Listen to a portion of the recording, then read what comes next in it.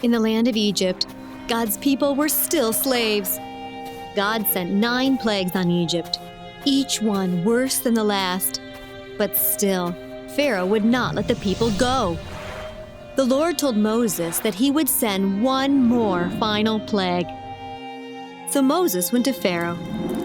"At midnight, all the firstborn in the land will die. Princes and paupers, slaves and animals, the firstborn of every family will be killed. Tonight there will be much sorrow and many tears. By this time tomorrow, you will be begging us to leave Egypt." Moses then went to the Hebrew people and gave them special instructions. God wanted to protect them from the death angel that was coming upon the land.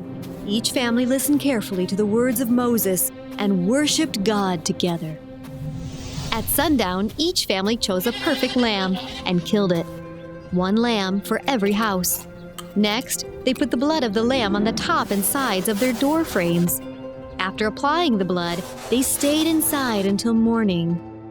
They knew that God would see the blood and the death angel would pass over their home and everyone inside would be safe.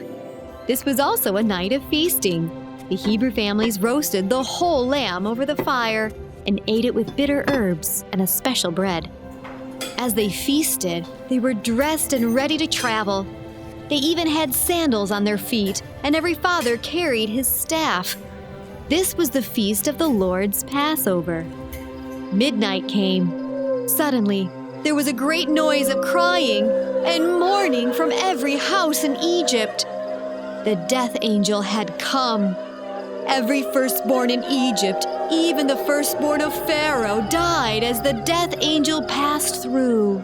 Immediately, Pharaoh sent for Moses and Aaron.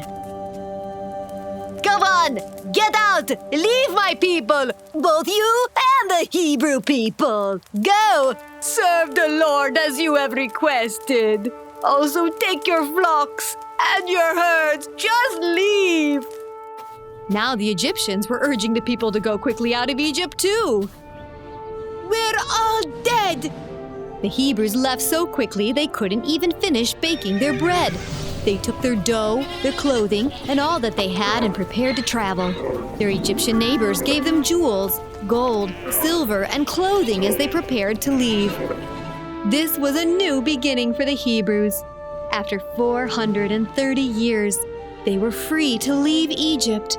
God would lead his people on foot across the desert through many adventures to the land of Canaan, the land he had promised them.